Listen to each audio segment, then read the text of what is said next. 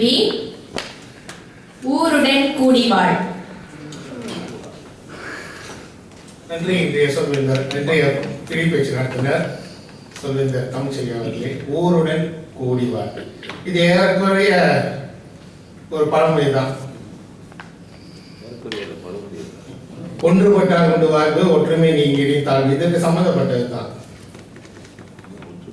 நம்ம அக்கம் பக்கத்தில் உள்ளவங்க மிக முக்கியமான ஒரு உறவுக்காரன்னு தான் நம்ம சொல்லுவேன். ஏன்னா நமக்கு ஏதாவது ஒரு விபத்தோ இல்லை ஆபத்து அவசரங்கள் ஏற்படும் போது முதல்ல நமக்கு வந்து உதவி புரிய போறவங்க வந்து இந்த அக்கம் பக்கம் உள்ளவங்க தான்.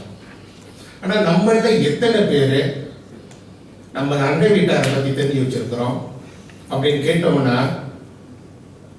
அந்த விழுக்காடு பார்க்க போனோம்னா 50க்கு குறைவா தான் இருக்கும். பக்கத்து வீட்டில் என்ன விசேஷம் நடந்தது ஒரு சிலருக்கு தெரியாது.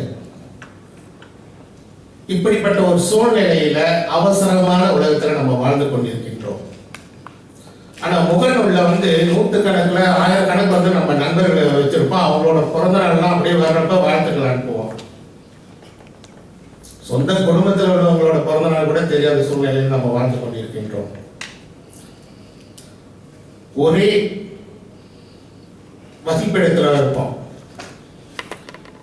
ஆனா அங்க ஒரு நல்ல ஒரு தேவைகள் நடக்கும்போது நம்ம போய் உதவி செய்யறதோ, ஒரு திருமணம் நடக்குது ஒரு 2 வீடு தள்ளி அங்க போய் உதவி செய்யறதோ அல்லது வாழை மரம் இந்த மாதிரி கட்டுறதோ ரொம்ப குறைவு.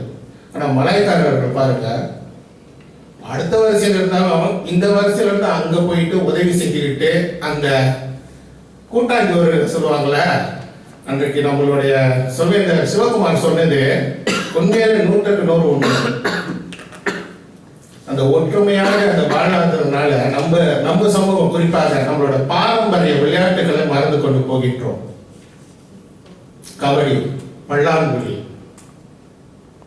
சில வீர விளையாட்டுகளை நம்ம மறந்து கொண்டு போகின்றோம். நமக்கு எந்த நேரத்தில் எப்படிப்பட்ட உதவி தேவைப்படுறப்ப அக்கம் பக்கம் உள்ளவங்களோட பரஸ்பர உறவு மிகவும் தேவை என்று சொல்லி மேலும் இன்றைய திரைப்பேச்சு நடத்தின படிக்கின்றேன். நன்றி.